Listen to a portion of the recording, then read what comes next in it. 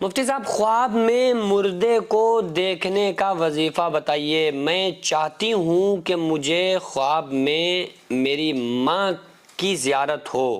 تو ہم کیسے دیکھیں؟ دیکھیے، خواب میں اگر آپ کسی مرحوم کو دیکھنا چاہتے ہیں تو اس کے لیے آپ کون سا عمل کریں، میں آپ کو بتلا دیتا ہوں کہ بہت سارے لوگ پریشان رہتے ہیں، بے چین رہتے ہیں کہ ہمارے فلاں کا انتقال ہو گیا ہے، تو اب ہم چاہ رہے ہیں کہ بھئی ہمیں وہ خواب میں نظر آ جائیں، یا ان کی کچھ حالت ہمارے اوپر عیاں ہو جائے کہ وہ کس حال میں ہے، کس طرح سے ہوتا ہے کہ لوگ پریشان رہتے ہیں، کوئی بچے پریشان ہیں، کہیں کوئی بھائی پریشان ہے، کوئی بہن پریشان ہے۔ تو اس کے لیے میں آپ کو ایک عمل بتا دیتا ہوں، وہ آپ عمل کریں نا تو انشاءاللہ تعالی اس سے آپ آسانی کے ساتھ انشاءاللہ خواب میں آپ اپنے مرحوم کو دیکھ سکتے ہیں۔ دیکھیے، 3 طریقے ہیں، تو جو ان میں سے آپ کو ایزی لگے نا، آپ اس طریقے سے آپ وہ طریقہ، وہ عمل، وہ وظیفہ کریے، انشاءاللہ تعالی خواب میں آپ کے جسے بھی دیکھنا چاہتے ہیں مرحوم کو، وہ آپ کو نظر آ جائے گا۔ علامہ ابن سیرین رحمۃ اللہ علیہ کا بتایا ہوا ایک وظیفہ ہے کہ جو انسان یہ چاہتا ہو کہ ہمیں خواب میں ہمارے مرحوم ابا یا اماں یا بھائی یا بہن یا جسے بھی دیکھنا چاہتا ہے تو اس کی وہ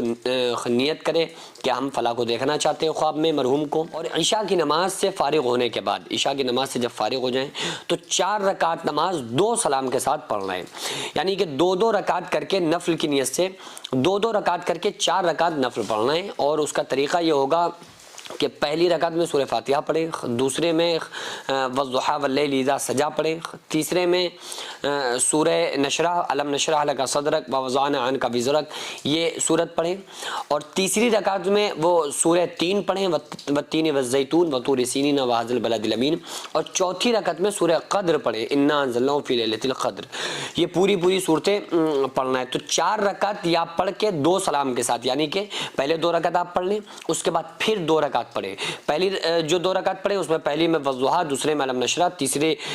جب پھر 2 رکعت پڑھیں اس میں پہلی میں والتین اور دوسرے میں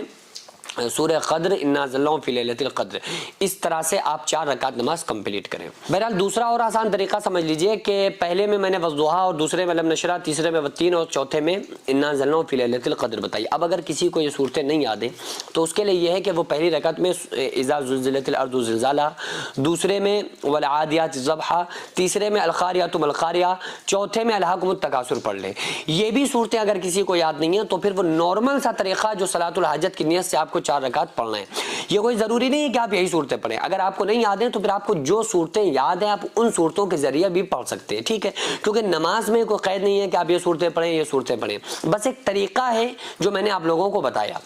اب سب سے آسان طریقہ یہ ہے کہ آپ پہلے میں اگر آپ کو وہ صورتیں نہیں یاد ہیں، بڑی طویل صورتیں، اگر وہ پڑھ لیں زیادہ بہتر ہے، نہیں یاد ہے تو پھر کوئی پریشان ہونے کی بات نہیں ہے۔ پہلی رکعت میں آپ پڑھیں سورہ کافرون قل یا ایھا الکافرون، دوسرے میں پڑھیں سورہ اخلاص قل ھو اللہ احد، تیسرے میں پڑھیں سورہ فلق، چوتھے میں پڑھیں سورہ ناس۔ بعد میں آپ کو دعا کرنا ہے۔ دعا میں کیا کرنا ہے کہ پہلے 11 مرتبہ یا 21 مرتبہ درود پاک پڑھ لیں، جو بھی آپ کو درود یاد ہے۔ درود ابراہیمی جو نماز میں درود پڑھتے ہیں وہ پڑھ لیں تو زیادہ بہتر ہے۔ اس کے بعد آپ کو 3 مرتبہ سورہ فاتحہ پڑھنا ہے، پھر اس کے بعد پھر 21 مرتبہ یا 11 مرتبہ درود پاک پڑھ لیں۔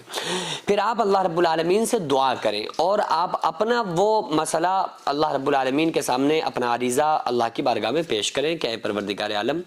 میں اپنے فلاں مرحوم کو خواب میں دیکھنا چاہتا ہوں، تیری عطا اور تیری مرضی سے، تیری رضا سے، تو تو ہم پر کرم فرما کہ ہمارے فلاں مرحوم کے جو بھی معاملات ہیں وہ ہم پر عیاں فرما دے۔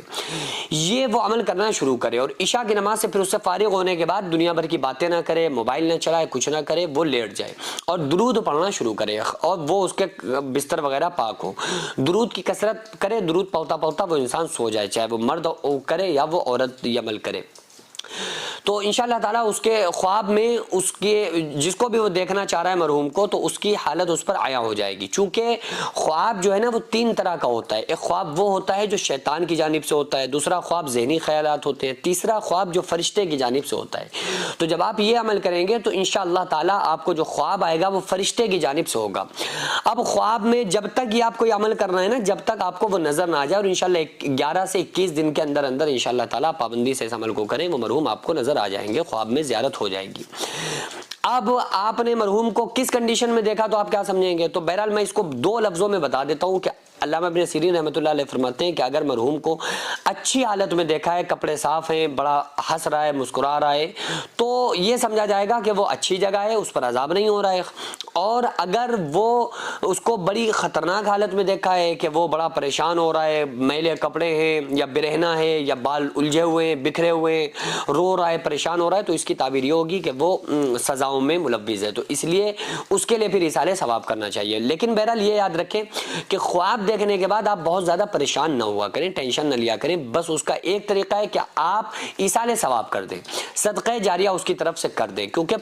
کچھ بھی کہیں خواب تو پھر خواب ہے، خواب ہے کوئی قرآن حدیث نہیں ہے کہ جو بھی خواب میں آ گیا تو بالکل ریئل ہو گیا، ایسا نہیں ہے۔ بعض مرتبہ شیطان کی جانب سے خواب آتے ہیں، بعض مرتبہ ذہنی خیالات ہوتے ہیں، تو اس لیے میں کہتا ہوں کہ خواب کو لے کر زیادہ پریشان نہ ہوا کریں۔ خواب میں آپ اگر کوئی مردے کو الٹی سیدھی حالت میں ویسے دیکھ رہے ہیں تو آپ نارملی اس کے لیے ایصال ثواب کر دیا کریں۔ جو مدرسہ آپ دیکھ رہے ہیں یہ لیڈیز مدرسہ ہے، جس کی زمین کو میں نے اپنا کھیت بیچ کر جس کو خریدا اور 1 منزل تک بنانے کا فی الحال ارادہ ہے، انشاءاللہ بنا لوں گا، لیکن اس کے بعد اس میں کروڑوں روپے کا خرچ ہے۔ آپ لوگوں سے گزارش ہے زیادہ سے زیادہ اس میں تعاون کریں، اللہ تبارک و تعالیٰ اس کا اجر آپ کو 70 گنا آخرت میں، 10 گنا دنیا میں، اور مرنے کے بعد قیامت تک اللہ تعالیٰ اس کا ثواب آپ کو عطا فرمائے گا۔